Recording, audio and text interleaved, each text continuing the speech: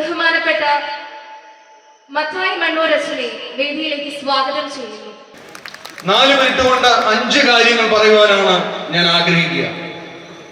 ഒന്നാമത്തെ കാര്യം, ഈ കഴിഞ്ഞ ദിവസങ്ങളിൽ യൂട്യൂബിൽ വന്ന ഒരു ചെറിയ വീഡിയോ ആണ്.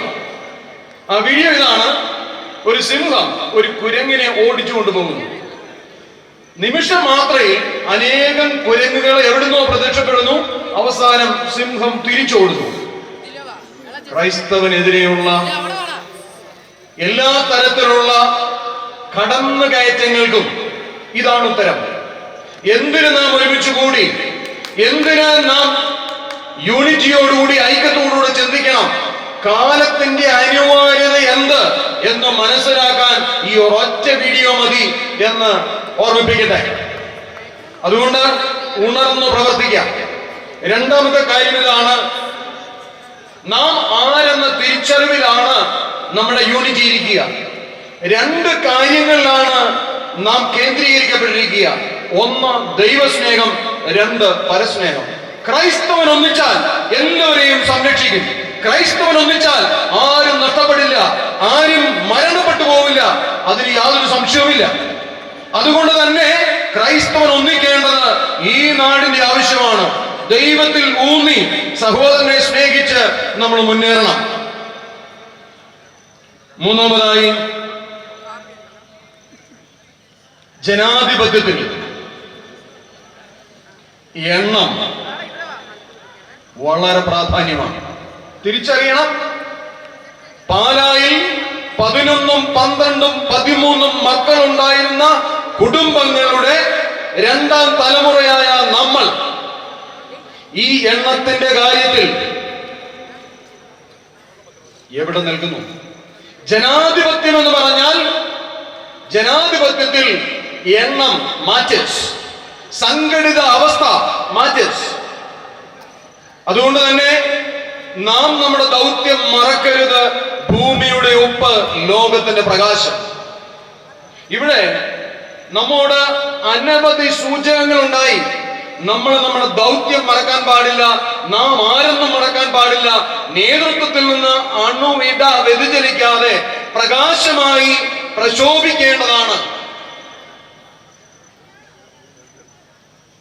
നാലാമതായി, കർത്താവിന്റെ പ്രാർത്ഥന, പരിശുദ്ധാത്മാവിന്റെ ആവാസത്താൽ ദൈവനിശ്ചയപ്രകാരം പൂർത്തീകരിക്കപ്പെട്ട ഒരു സഭയുടെ പ്രതിനിധി എന്ന നിലയിൽ ഇവിടെ നമ്മൾ കേട്ടു, പിതാവ് ഉൾപ്പെടെ എല്ലാവരും പറഞ്ഞു,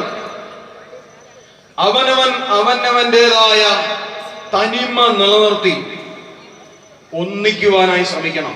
അതിന് ഉത്തമ ഉദാഹരണമാണ് മലങ്കര കത്തോലിക്ക സഭ.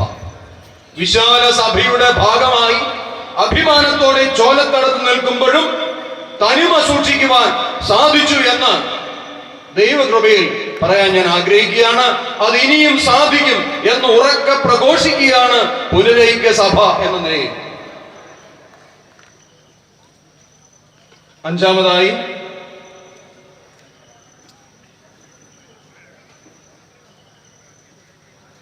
ചോലത്തടം ചരിത്രത്തിന്റെ ഭാഗമായിരിക്കുകയാണ്.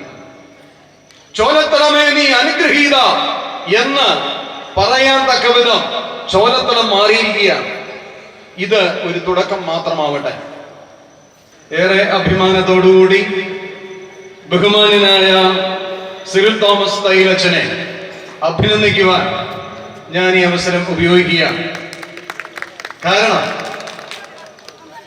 സാധാരണ രീതിയിൽ ഒരു പെരുന്നാള്, ഒരു തിരുനാൾ ആഘോഷിച്ചു പോകേണ്ടിയിരുന്ന ചോലത്തടം ഇന്ന് നമ്മളെല്ലാവരും കടന്നു വരുവാൻ വേദിയായത് അച്ഛനും അച്ഛന്റെ കൂടെ പ്രവർത്തിച്ച ആ ടീമിന്റെയും മിടുക്കാണ്. അതുകൊണ്ട് അങ്ങേയറ്റത്തെ അഭിമാനത്തോടുകൂടി ഈ ടീമിനെ അഭിനന്ദിക്കട്ടെ. നമ്മളാക്കാനായിട്ട് പരിശ്രമിക്കുന്ന ആത്മായ നേതാക്കള് നമ്മുടെ സമൂഹത്തിന്റെ ഭൗതിക മേഖലകളിൽ പ്രവർത്തിക്കുന്നവര് ഒരുമിച്ച് ചേർന്നപ്പോൾ, അവകാശബോധമുള്ളവരായി പ്രവർത്തിച്ചപ്പോൾ നാം ഇങ്ങനെ ഒരു കൂടിവരവിന് കാരണമായി, അതിനിടയായി. അതിനിയും സംഭവിക്കട്ടെ എന്ന് ആത്മാർത്ഥമായിട്ട് ആശിക്കുന്നു, പ്രാർത്ഥിക്കുന്നു. നാം നമ്മുടെ അവകാശങ്ങൾക്ക് വേണ്ടി ഇനിയും ഒത്തുകൂടണം.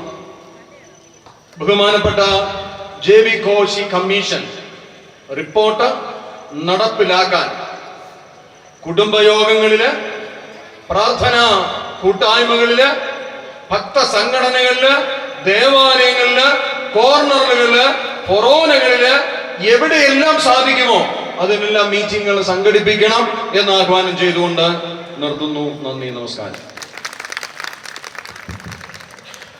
ദൈവസ്നേഹത്തിലും പരസ്നേഹത്തിലും ഊന്നിക്കൊണ്ട് ക്രൈസ്തവർ മുന്നോട്ട് നീങ്ങണമെന്ന ശക്തമായ സന്ദേശം നൽകി സംസാരിച്ച മത്തായി അച്ഛന് നന്ദി.